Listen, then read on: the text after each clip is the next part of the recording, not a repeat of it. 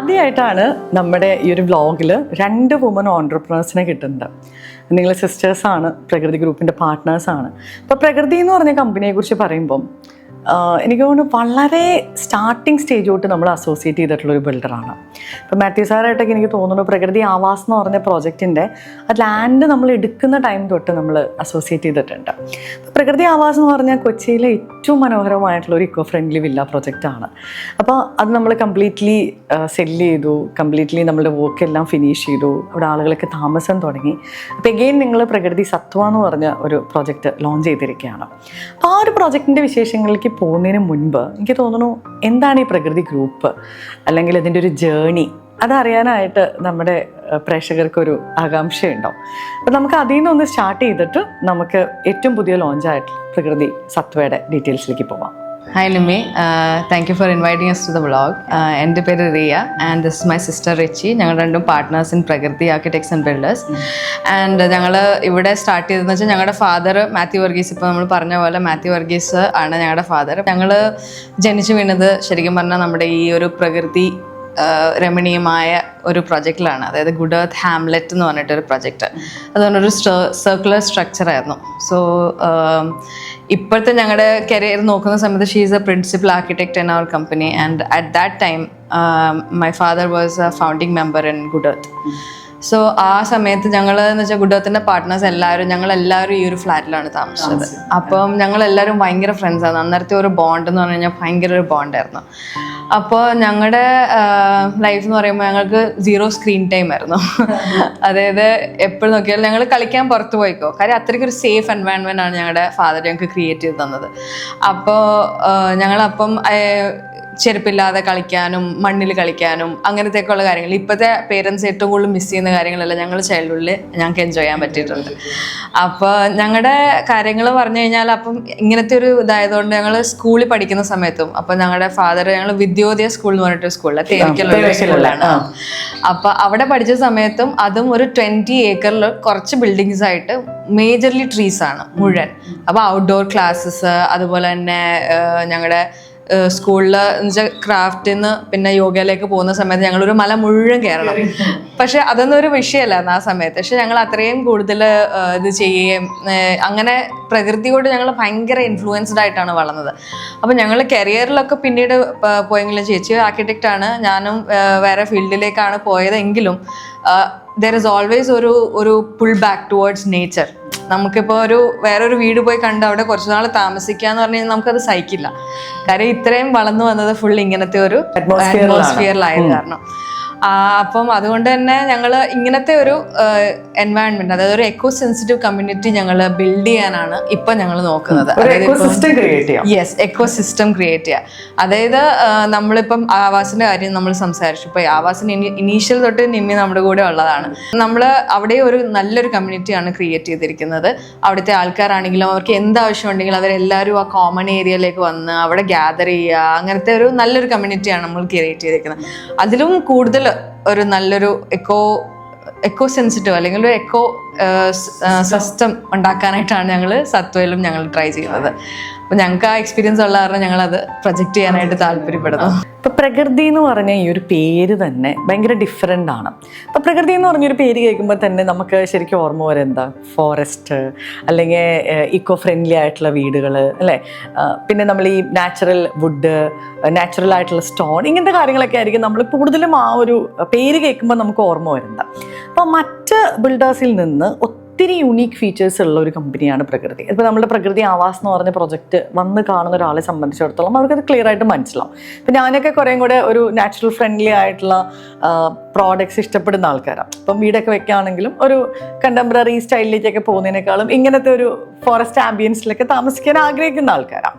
അപ്പോൾ മറ്റ് ബിൽഡേഴ്സിൽ നിന്നും നമ്മുടെ ഈ ഒരു ഗ്രൂപ്പിനുള്ള ഒരു യുണീക്ക് ഫീച്ചേഴ്സ് അതൊന്ന് റിച്ചി ഒന്ന് എക്സ്പ്ലെയിൻ ചെയ്യാമോ? സോ പ്രകൃതി, ആസ് യു സെഡ്, നമ്മൾ നേച്ചർ ഫ്രണ്ട്ലി ആയിട്ട് വീട് പണിയുമ്പോൾ നമുക്ക് പല ഡെഫിനിഷൻസ് ഉണ്ട് പ്രകൃതി എങ്ങനെ എക്കോ ഫ്രണ്ട്ലി ആയിട്ട് ഒരു ഭവനം പണിയാമെന്ന്. അപ്പം മെയിൻലി നമ്മൾ ഫോക്കസ് ചെയ്യുന്ന 3 കാര്യങ്ങൾ എന്ന് പറയുന്നത് മൈൻഡ്ഫുൾ മെറ്റീരിയൽസ്, അതായത് അതിനകത്ത് ഉപയോഗിച്ചിരിക്കുന്ന ഓരോ റോ മെറ്റീരിയലും.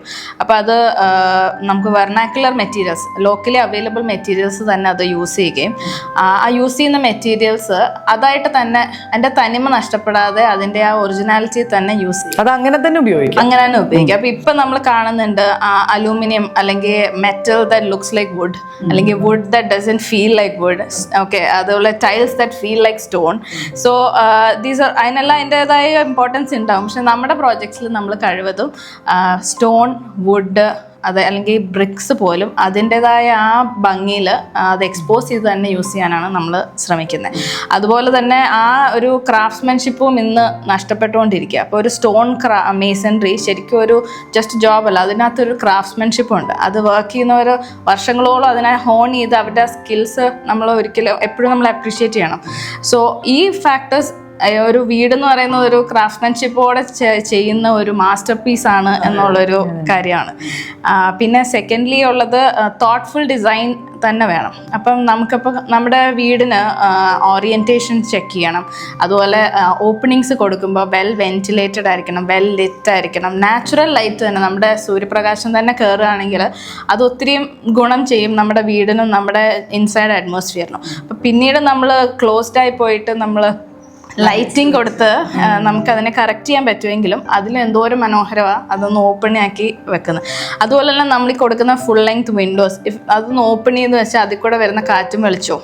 So these are all factors that help ഒരു വീടിനെ ഒരു പ്രകൃതി രമണീയമായ ഒരു വീടാക്കാൻ ഹെൽപ്പ് ചെയ്യുന്നത്. മൂന്നാമത്തെ കാര്യം എന്ന് പറയുന്നത്, നമ്മുടെ കൺസ്ട്രക്ഷൻ എന്ന് പറയുന്നത് ഭയങ്കര ഒരു എനർജി കൺസ്യൂം ചെയ്യുന്ന ഒരു ആക്ടിവിറ്റിയാണ്. അപ്പം നമ്മൾ ഒത്തിരി കാർബൺ എമിഷൻസ് ഉണ്ടാവും. അതുപോലെ ട്രാൻസ്പോർട്ടേഷനിലൊക്കെ നമുക്ക് ഒത്തിരി ഫോർ ദി എൻവയോൺമെൻറ്റ് അതൊത്തിരി ഗുണം ചെയ്യുന്ന സാധനമല്ല. സോ അപ്പോൾ നമ്മൾ ശ്രദ്ധിക്കുന്ന ഒരു കാര്യം, vernacular materials, locally available materials തന്നെ സോഴ്സ് ചെയ്യുക. അപ്പം നമുക്ക് ട്രോപ്പിക്കൽ ക്ലൈമറ്റ് ആകുമ്പോൾ നമ്മൾ ട്രോപ്പിക്കൽ മെറ്റീരിയൽസ് തന്നെ യൂസ് ചെയ്യുക, കൂടുതൽ യൂസ് ചെയ്യുക. സ്റ്റീലും ഗ്ലാസും ഒക്കെ ഒരു പരിധി കൂടുതൽ ലിമിറ്റ് ചെയ്യുക. അതുപോലെ തന്നെ വരുന്നതാണ് നെറ്റ് സീറോ കോൺസെപ്റ്റിലേക്ക് നമ്മൾ ട്രൈ ചെയ്യുന്നൊരു മെത്തഡോളജി. അതായത് നമ്മൾ എന്തോരം എനർജി കൺസ്യൂം ചെയ്യുന്നോ അത്രയെങ്കിലും നമുക്കത് ഉൽപ്പാദിക്കാൻ പറ്റണം. അപ്പം നമ്മൾ സോളാർ എനർജി വെച്ചിട്ടും നമ്മുടെ കോമൺ ഏരിയാസ് എങ്കിലും നമുക്ക് ആ ഒരു high energy net energy consume ചെയ്യുന്ന ഏരിയാസിൽ നമുക്കത് സോളാർ എനർജി വെച്ച് തന്നെ പവർ ചെയ്യാൻ പറ്റുമെങ്കിൽ അതായിരിക്കും ഏറ്റവും നല്ലത്. സോ ഈ കോൺസെപ്റ്റ്സ്, ഇത് കൂടാതെ നമ്മുടെ കോർ വാല്യൂസ് വരുന്ന ഈ കോൺസെപ്റ്റ്സ് ഉണ്ട്. ട്രൂത്ത് ഇൻ മെറ്റീരിയാലിറ്റി എന്ന് പറഞ്ഞൊരു കോൺസെപ്റ്റ് ഉണ്ട്, നമ്മൾ ഫസ്റ്റ് പോയിന്റിൽ പറഞ്ഞ പോലെ.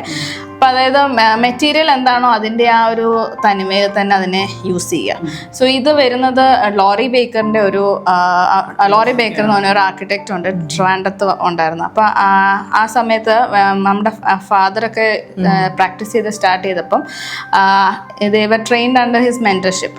സോ ആ ഫിലോസഫീസ്, പിന്നെ നമ്മൾ ആർക്കിടെക്ചറിൽ ഓഫ് കോഴ്സ് നമ്മൾ ലോറി ബേക്കറെ പഠിക്കാതെ നമുക്ക് വരാൻ പറ്റില്ല. സോ ലോറി ബേക്കറിൻ്റെ ഒത്തിരി പ്രിൻസിപ്പിൾസ് നമുക്ക് ഇന്നും റെലവെൻറ്റാണ്.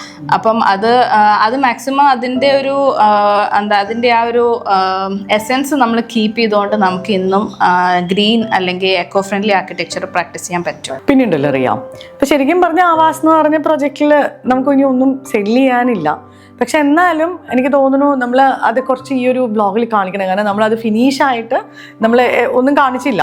നമ്മൾ അത് മുൻപൊക്കെ ബ്ലോഗ് ഇട്ടതൊക്കെ വെരി വെരി ഏർലി സ്റ്റേജസിലൊക്കെ ആയിരുന്നു. അപ്പോൾ ഇപ്പോൾ അതിൻ്റെ ഒരു ഫിനിഷിങ് സ്റ്റേജ് എന്തായാലും നമ്മുടെ ഒരു കസ്റ്റമേഴ്സിന് കാണണമല്ലോ. അപ്പോൾ എന്തായിരുന്നു പ്രകൃതി ആവാസ് എന്ന് പറഞ്ഞ പ്രോജക്റ്റ്? അതൊന്ന് ജസ്റ്റ് ഒന്ന് എക്സ്പ്ലെയിൻ ചെയ്യാമോ? പ്രകൃതി ആവാസ് എന്ന് പറഞ്ഞു കഴിഞ്ഞാൽ നമ്മുടെ കളക്ട്രേറ്റിനെയും സീപോർട്ട് എയർപോർട്ടിനെയും ഇടയ്ക്കുള്ള ഒരു സ്ഥലമാണ്. മെയിൻ റോഡിൽ നിന്ന് എനിക്ക് തോന്നുന്നു ഒരു 1 കിലോമീറ്റർ ഇല്ല, അത്രയും അടുത്തായിട്ടുള്ളൊരു സ്ഥലമാണ്. അപ്പം അതൊരു ഡെഡ് എൻഡ് സ്ഥലത്തേക്കാണ് നമ്മൾ ചെല്ലുന്നത്. അപ്പോൾ ആവാസിൽ നമ്മൾ മെയിനായിട്ട് നമ്മൾ ഫോക്കസ് ചെയ്തൊരു കോൺസെപ്റ്റ് എന്ന് പറഞ്ഞു കഴിഞ്ഞാൽ കോർട്ട്യാർഡ്സ് ആണ്. അതായത് എല്ലാ വില്ലയ്ക്കും നമ്മൾ കോർട്ട്യാർഡ്സ് കൊടുത്തിട്ടുണ്ട്. അതുപോലെ ഒരു സെൻട്രൽ കോർട്ട്യാർഡുണ്ട്. എല്ലാ വില്ലയും ഫേസ് ചെയ്യുന്നത് ഈ സെൻട്രൽ കോർട്ട്യാർഡിലേക്കാണ്. അതുപോലെ ഈച്ച് വില്ല ഹാസ് ടെറസ് ഗാർഡൻസിൽ നമ്മൾ ഈവൻ ടോൾ ട്രീസ് വരെ വെച്ചിട്ട് നമ്മൾ അതുപോലെ അതിനെ ഡിസൈൻ ചെയ്ത് ലാൻഡ്സ്കേപ്പിങ്ങിന് വളരെ ഫോക്കസ് കൊടുത്ത് അങ്ങനെ ചെയ്തിരിക്കുന്നതാണ്. പിന്നെ ടോട്ടൽ പ്രോജക്റ്റ് എന്ന് പറയുന്നത് ഒരു 2 ഏക്കർ ഏരിയയിലാണ് വരുന്നത്. ആൻഡ് എല്ലാ വില്ലയ്ക്കും നമ്മൾ 7 സെൻസ് വെച്ചിട്ടാണ് മിനിമം കൊടുത്തിട്ടുണ്ട്. പിന്നെ വില്ല ഏരിയ പറയുകയാണെങ്കിൽ 3000 to 3500 സ്ക്വയർ ഫീറ്റ്സ് ആണ് ഓരോന്നിൻ്റെയും ഏരിയ വരുന്നത്. ആൻഡ് അതൊരു വളരെ സക്സസ്ഫുൾ പ്രോജക്റ്റ് ആയിട്ടാണ് ഞങ്ങൾക്ക് തോന്നുന്നത്. ബിക്കോസ് നമുക്ക് കാണിക്കാനുണ്ട് എന്തെങ്കിലും, നമ്മൾ പറഞ്ഞ പോലെ തന്നെ ഇനീഷ്യൽ സ്റ്റേജസ് തൊട്ട് നിമ്മി നമ്മുടെ കൂടെ ഉണ്ട്. അതുകൊണ്ട് തന്നെ അത് നല്ലൊരു കമ്മ്യൂണിറ്റിയാണ് അവിടെ ബിൽഡ് ചെയ്യാൻ പറ്റിയത്. അവിടെ അവരെല്ലാ ഫെസ്റ്റിവൽസും അവരവിടെ സെലിബ്രേറ്റ് ചെയ്യുകയും അങ്ങനെയൊക്കെ ചെയ്യുന്നുണ്ട്. പിന്നെ നമ്മൾ അവിടെ ചെയ്തിരിക്കുന്നത് വെച്ചാൽ നമ്മുടെ ഇവിടുത്തെ എറണാകുളത്ത് അല്ലെങ്കിൽ കേരളത്തിൽ തന്നെ ക്ലൈമറ്റ്സ് ഇത്രയും ചേഞ്ച് ആയിക്കൊണ്ടിരിക്കുന്ന ഒരു ടൈമിൽ നമ്മൾ അവിടെ ഡബിൾ ഇൻസുലേറ്റഡ് വാൾസ് ആണ് കൊടുത്തിരിക്കുന്നത്. അപ്പോൾ അതിൻ്റെ ഇടയിലുള്ളൊരു എയർ ഗ്യാപ്പ് കാരണം നമ്മൾ ഈ സമ്മറിലും കൂളിംഗ് എഫക്ട്സ് കൊണ്ടുവരാൻ വേണ്ടിയിട്ടാണ്. അപ്പോൾ നമ്മൾ ആ പ്രോജക്റ്റിലോട്ട് കയറി ചെല്ലുന്നത് തന്നെ, അത് പ്രകൃതി ആവാസത്തിനകത്തോട്ട് കയറി ചെല്ലുമ്പോൾ തന്നെ നമുക്കൊരു നല്ലൊരു വൈബാണ്. നമ്മൾ ശരിക്കും മിനി ഫോറസ്റ്റിലേക്ക് കയറുന്ന ഒരു ഫീലാണ് അല്ലേ? അതിപ്പോൾ എനിക്ക് ഓർമ്മയുണ്ട്, നമ്മളന്ന് സെയിലൊക്കെ ചെയ്യുന്ന ഒരു സമയത്ത് മാർച്ചിലും ഏപ്രിലൊക്കെ നമ്മൾ കസ്റ്റമറെ കൊണ്ടുവന്നിട്ട് അവിടെ കംപ്ലീറ്റഡ് ആയിട്ടുള്ള വീടുകൾ കാണിച്ചിട്ടുണ്ട്. വിത്തൗട്ട് AC നമുക്ക് അവിടെ താമസിക്കാം എന്നുള്ള രീതിയിൽ. അത് കയറുമ്പോൾ തന്നെ ഒരു കൂളിംഗ് ആണ്. ഇപ്പം എനിക്ക് തോന്നുന്നു എല്ലാവരും AC എല്ലാവരും യൂസ് ചെയ്യുന്നുണ്ടായിരിക്കും. പക്ഷേ നമ്മുടെ ആ ഒരു മാർക്കറ്റിംഗ് പോയിന്റ് അതായിരുന്നു. നിങ്ങൾ കയറുമ്പോൾ തന്നെ you are entering in A forest എന്നുള്ളൊരു കോൺസെപ്റ്റ് തന്നെയാണ് നമ്മൾ അതിൽ ചെയ്തിരിക്കുന്നത്. പിന്നെ ആ ഒരു എനിക്ക് തോന്നുന്നു നമ്മുടെ ആ ഒരു കാര്യക്കുടിയിൽ നിന്ന് കൊണ്ടുവരുന്ന പില്ലേഴ്സ് അല്ലേ, അതൊക്കെ ശരിക്കും ഭയങ്കര രസമായിരുന്നു. ആ ഒരു മാർക്കറ്റിംഗ് പോയിന്റിൽ നമുക്കതൊക്കെ പറയുമ്പം പലർക്കും അത്ഭുതമാണ്, ഇത് അവിടെ നിന്ന് എങ്ങനെയാണ് നിങ്ങൾ എത്തിക്കുന്നത്. അപ്പം അങ്ങനെ ഒത്തിരി കാര്യങ്ങൾ നമ്മളതിൽ ആ ഒരു പ്രോജക്റ്റിൽ നമ്മൾ ചെയ്തിട്ടുണ്ട്. നമ്മൾ അവിടുത്തെ വുഡ് വർക്ക്സ് ആണെങ്കിലും എല്ലാം നമ്മൾ കസ്റ്റമൈസ് ചെയ്യുകയും അതുപോലെ തന്നെ എക്സ്പേർട്സിനെ തന്നെ കൊണ്ടുവന്നിട്ടാണ് നമ്മളവിടെ ക്വാളിറ്റി കോംപ്രമൈസ് ചെയ്യാതെ നമ്മളവിടെ ചെയ്തിട്ടുള്ളത്. അതെ, പിന്നെ എനിക്ക് തോന്നുന്നു ആ ഒരു 20 ആളുകൾക്ക് താമസിക്കാൻ അത്ര നല്ലൊരു ഇക്കോസിസ്റ്റം നമ്മൾ ക്രിയേറ്റ് ചെയ്തു. പിന്നെ എല്ലാം ബേസിക് അമ്യൂണിറ്റീസും, ക്ലബ് ഹൗസ്, അതുപോലെ തന്നെ ടെറസ് ഗാർഡൻസ്, പിന്നെ പൂള്, എല്ലാ ബേസിക് അവിടെ പിന്നെ ഒരു എല്ലാവർക്കും ഗ്യാദർ ചെയ്യാൻ പറ്റിയ ക്ലബ് ഹൗസ് ഉണ്ട്. അങ്ങനെ എല്ലാ കാര്യങ്ങളും നമ്മൾ നല്ല രീതിയിൽ ഫിനിഷ് ചെയ്തിട്ടുണ്ട്. റിച്ചി, ഇപ്പൊ പ്രകൃതി സത്വ എന്ന് പറഞ്ഞ പ്രോജക്റ്റ്, അതിന്റെ പ്രിൻസിപ്പൽ ആർക്കിടെക്ട് റിച്ചിയാണ്. അപ്പൊ പ്രകൃതി ആവാസിൽ നിന്ന് ഈ പ്രകൃതി സത്വ എന്ന് പറഞ്ഞ പ്രോജക്റ്റിലേക്ക് വരുമ്പോൾ എന്തൊക്കെ മാറ്റങ്ങൾ അല്ലെങ്കിൽ എന്തൊക്കെ ഇന്നോവേഷൻസ് ആണ് അതിൽ റിച്ചി കൊണ്ടുവന്നിട്ടുള്ളത്? അതൊന്ന് എക്സ്പ്ലെയിൻ ചെയ്യാമോ? സോ പ്രകൃതി സത്വ നമുക്ക് ലൊക്കേഷൻ വരുന്നത് ഇൻഫോ പാർക്ക് ഫേസ് 2 അടുത്തായിട്ടാണ്. നമ്മുടെ കറണ്ട് അല്ലെങ്കിൽ പ്രീവിയസ് പ്രോജക്റ്റായ ആവാസിൽ നിന്ന് ഏകദേശം ഒരു 3 കിലോമീറ്റർ റേഡിയസിൽ വരുന്ന ഒരു പ്രോജക്റ്റ്. അപ്പോൾ സത്വയുടെ തൊട്ടടുത്ത് തന്നെ ആയിട്ട് നമുക്ക് ജെം സ്കൂളുണ്ട്, സംസ്കാര സ്കൂളുണ്ട്, ഈവൻ ഇപ്പം മോസ്റ്റ് ഹാപ്പനിങ് ആയ ലുലുയുടെ ടവറുണ്ട്. സോ IT ഹബിന്റെ വളരെ അടുത്താണ്. സോ ഇതൊരു അപ്പ് ആൻഡ് കമ്മിങ് അല്ലെങ്കിൽ ഒരു ഹാപ്പനിങ് നെയ്ബർഹുഡിലാണ് നമ്മൾ സത്വ പ്ലാൻ ചെയ്തിരിക്കുന്നത്. പക്ഷെ അതേസമയം നമുക്ക് ഒരു പ്രകൃതിയുടെ ഒരു ഗ്രാമീണതയും കൂടെ വേണം ആ ലൊക്കേഷനിൽ. സോ നോട്ട് ഇൻ ദി ഗ്രിഡിൽ of the not in the ബസിൽ ഓഫ് ദ സിറ്റി. അപ്പോൾ കുറച്ച് ഔട്ട്സ്കേർട്സിൽ വേണം താനും. സോ സത്വ നമ്മൾ എൻവിസേജ് ചെയ്തിരിക്കുന്ന ഒരു 20 വില്ല പ്രോജക്റ്റ് ആയിട്ടാണ്. So 20 villa 2400 to 2800 square feet houses ആണ്. സത്വയുടെ കോൺസെപ്റ്റ് എന്ന് പറഞ്ഞാൽ ബേസിക്കലി 4 കോൺസെപ്റ്റ്സ് തന്നെയാണ് ഇൻട്രൊഡ്യൂസ് ചെയ്തിരിക്കുന്നത്. അപ്പോൾ അതിലെ ഒന്നെന്ന് പറയുന്നത് നമ്മുടെ കോർട്ട്യാർഡ് ഹൗസസ്. അപ്പോൾ ഒരു സെൻട്രൽ കോർട്ട്യാർഡ്, അതൊരു ലിവിങ് സ്പേസിന് പാരലായിട്ട് ഫ്രണ്ടിലും ബാക്കിലും കോർട്ട്യാർഡ് വരും. അപ്പോൾ ഒരു സാൻഡ്വിച്ച്ഡ് കോർട്ട്യാർഡ് പോലത്തെ ഒരു ഹൗസാണ് നമ്മൾ ഒരു ടൈപ്പായിട്ട്. സെക്കൻഡ് ടൈപ്പ് എന്ന് പറയുന്നത് കോർണർ വില്ലാസിൽ കൊടുത്തിരിക്കുന്ന സ്പെഷ്യലായിട്ട് കൊടുത്തിരിക്കുന്ന L ഷേപ്ഡ് വരാന്താസ് വരുന്നത്. അതായത് ഒരു പണ്ടത്തെ ആ ഒരു ചുറ്റു വരാന്തയുടെ വരാന്ത മാത്രം, ആ ഒരു വുഡൻ ഡീറ്റെയിൽ ഒന്നുമല്ല, ജസ്റ്റ് L ഷേപ്പിൽ നമുക്ക് ചുറ്റു വരാന്ത വരുന്ന ഒരു ഡീറ്റെയിലാണ് വരുന്നത്. അപ്പോൾ അവിടെ നിന്ന് നമുക്ക് നല്ല വെന്റിലേഷൻ അത് ഡീറ്റെയിൽസ് കിട്ടും. പിന്നെ വരുന്നത് കാക്കനാടിന് തന്നെ വ്യൂ വരുന്ന ഒരു പോയിന്റ് ആണ് നമ്മുടെ ബാക്കിൽ വരുന്ന വില്ലാസിനെല്ലാം. സോ ആ ടൈപ്പിൻ്റെ വില്ലാസിന് നമുക്ക് നല്ല വിശാലമായ ബാക്ക് യാർഡ് കൊടുത്തിട്ടുണ്ട്. സോ ഈ പ്രൈവസി ഓഫ് ദെയർ ഹോം, അവരുടെ ഫാമിലി ലിവിംഗ് റൂമിൽ നിന്ന് നോക്കുമ്പോൾ ഈ വിസ്ത, ഈ ബ്യൂട്ടിഫുൾ വ്യൂ അവർക്ക് എൻജോയ് ചെയ്യാൻ പറ്റും. അപ്പോൾ അതിന് നല്ലൊരു വലിയ ബാക്ക് യാർഡ് സ്പേസ് ആണ് കൊടുത്തിരിക്കുന്നത്. 6 metre by 8 metre wide back yards ആണ് നമ്മളവിടെ പ്രൊവൈഡ് ചെയ്തിരിക്കുന്നത്. പിന്നെ ഫോർത്ത് കോൺസെപ്റ്റ് എന്ന് പറയുന്നത് ടിയേർഡ്. അപ്പോൾ ഈ പ്രോജക്റ്റ് തന്നെ നമുക്ക് ഒരു ലെവൽസ് ഉള്ള ലാൻഡാണ്. So it's different from Avaas in that way. അപ്പോൾ ഈ ലെവൽസ് നമുക്ക് മാക്സിമം ഡിസൈനിലും കൂടെ ഇൻകോപ്പറേറ്റ് ചെയ്യാനാണ് നമ്മൾ ശ്രമിച്ചത്. അപ്പോൾ rather than cut and fill the whole land, ഒരു ഒറ്റ പ്ലാറ്റോ പോലെ ആക്കുന്നതിലും നമ്മൾ വിചാരിച്ചു ഈ ലെവൽ നമുക്ക് യൂസ് ചെയ്യാം. So the fourth concept is a tiered villa. So the house is in 2 levels. So the main community, heart of the home, നമ്മുടെ family room, kitchen and 2 bedrooms ഒരു ലെവലിലും, മുകളിലത്തെ ഫ്ലോറിൽ again 2 bedrooms and another hall വരും. The living room acts as a landing space of these 2 levels. Okay, so the living റൂമിൽ നിന്നായിരിക്കും നമ്മൾ enter ചെയ്യുന്നത്. പക്ഷേ ദ ഹൗസിൻ്റെ heart of the home and the private corners of the house, the master bedroom and the privacy ഉള്ള areas തമ്മിൽ ഇതിനെ നമ്മൾ ലീനിയർലി ഡിവൈഡ് ചെയ്തിരിക്കുക, വെർട്ടിക്കലി ഡിവൈഡ് ചെയ്തുള്ള ഒരു കോൺസെപ്റ്റാണ് നമുക്ക് ടിയേർഡ് വില്ലാസിൽ നമ്മൾ. അങ്ങനെ 4 ടൈപ്പ് വില്ലകളാണ് നമ്മൾ പ്രകൃതി സത്വയിൽ വരുന്നത്. നമുക്ക് ടോട്ടൽ ലാൻഡ് ഏരിയ എത്രയാണ് വരുന്നത് പ്രകൃതി സത്വയുടെ? പ്രകൃതി സത്വ 1.75 acres ഓഫ് ലാൻഡിലാണ് നമുക്ക് 20 വില്ലകൾ വരുന്നത്. ഈച്ച് പ്ലോട്ട് വരുന്നത് 5 to 7 cents ഓഫ് ലാൻഡിലാണ്. അതുപോലെ അമ്യൂണിറ്റീസിലേക്ക് വരുവാണെങ്കിലോ? അമ്യൂണിറ്റീസ് നമുക്ക് സ്വിമ്മിംഗ് പൂൾ ഉണ്ട്, ഓപ്പൺ ആംഫി തിയേറ്റർ കൊടുത്തിട്ടുണ്ട്, പിന്നെ റെക്രിയേഷണൽ ഹാൾ കൊടുത്തിട്ടുണ്ട്, party space and other things. പിന്നെ അതുപോലെ തന്നെ എയർ കണ്ടീഷൻ ജിം പ്രൊവൈഡ് ചെയ്തിട്ടുണ്ട്. പിന്നെ അത് കൂടാതെ നമ്മൾ ബാഡ്മിൻ്റൺ കോർട്ട് പ്രൊവൈഡ് ചെയ്തിട്ടുണ്ട്. പിന്നെ ഓപ്പൺ ലാൻഡ്സ്കേപ്ഡ് ഏരിയ ഉണ്ട്, just for us to enjoy.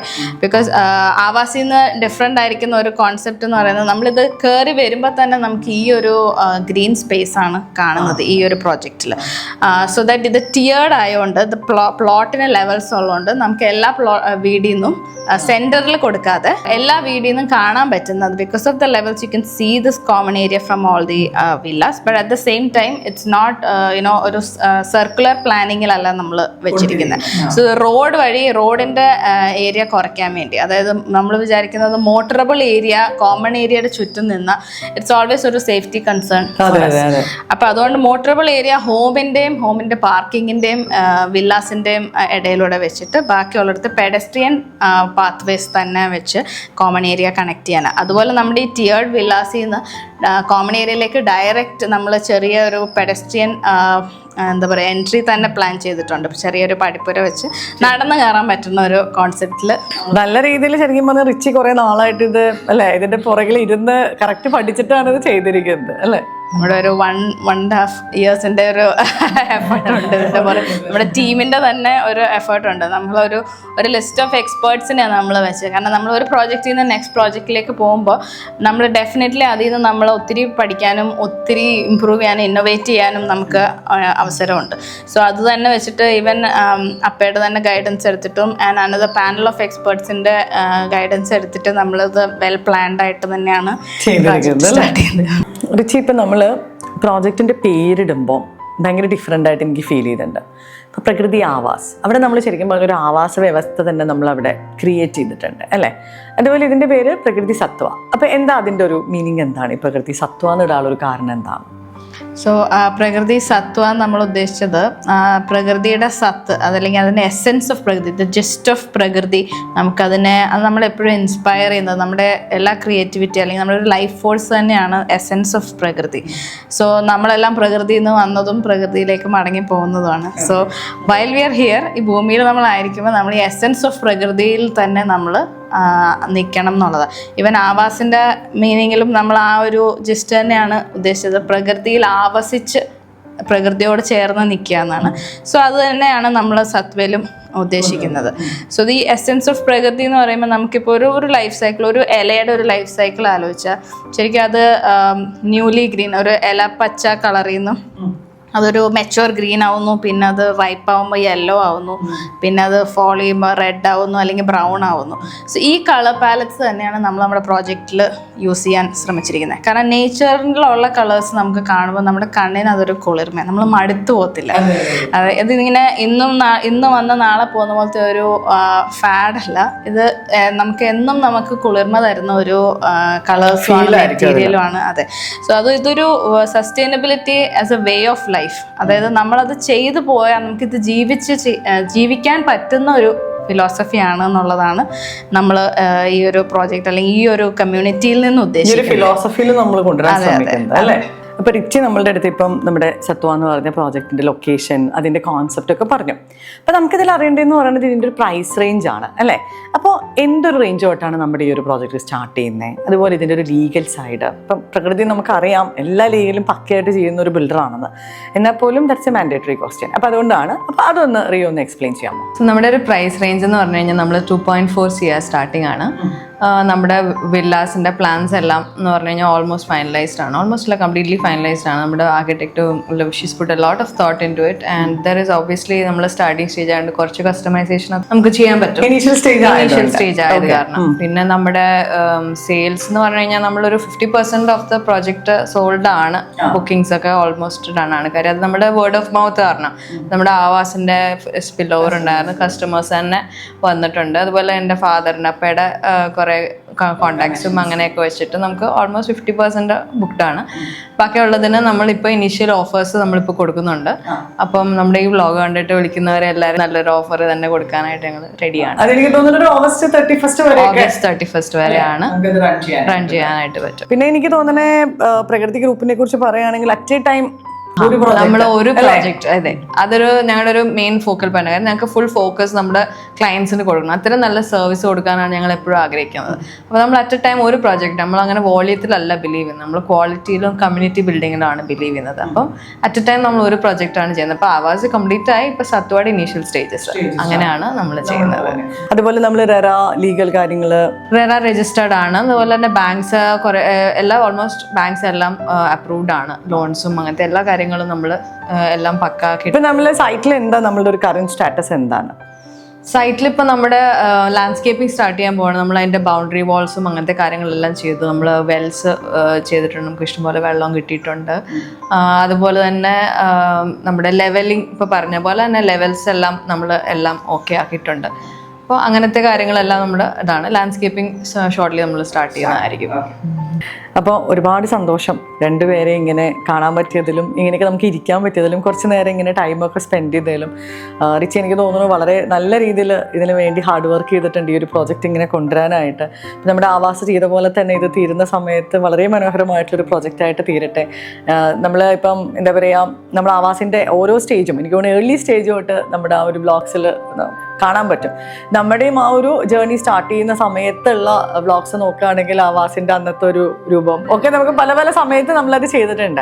And ഫിനിഷിങ്ങിലും നമുക്ക് ആവാസിൻ്റെ ആ ഒരു വിഷ്വൽസ് കാണിക്കാനായിട്ട് പറ്റിയപ്പോൾ അത് ഒരുപാട് സന്തോഷമുള്ളൊരു കാര്യമാണ്. അപ്പോൾ അതുപോലെ തന്നെ ഇതും നമുക്ക് ഓരോ സ്റ്റേജ് വൈസ് കാണിക്കാൻ പറ്റുമെന്ന് പ്രതീക്ഷിക്കുന്നു. അപ്പോഴത്തേക്കും സെയിലൊക്കെ ഫിനിഷ് ചെയ്ത് നല്ല രീതിയിൽ നമ്മൾ ഈ പറഞ്ഞ കാര്യങ്ങളെല്ലാം അവിടെ നമുക്ക് കൊണ്ടുവരാനായിട്ട് പറ്റട്ടെ. അപ്പോൾ രണ്ടുപേർക്കും ഒരുപാട് നന്ദി. Thank you so much Nimi. ഞങ്ങളും ഫസ്റ്റ് ടൈമാണ് ഇങ്ങനത്തെ ഒരു വ്ളോഗിലിരിക്കുന്നത്. പക്ഷേ ഞങ്ങൾക്കൊരു നല്ല എക്സ്പീരിയൻസ് ആയിരുന്നു. പിന്നെ ഇത്രയും പരിചയമുള്ള ഒരാളായിട്ട് ഇരിക്കുന്നതും ഞങ്ങൾക്കൊരു ബലമാണ്. അതുപോലെ ഇങ്ങനത്തെ ഒരു ഓഡിയൻസ് ഞങ്ങൾക്ക് ഫേസ് ചെയ്യാൻ പറ്റിയതിനായിട്ടും എല്ലാത്തിനും ഞങ്ങൾ നന്ദി പറയുന്നു. Thank you Nimi.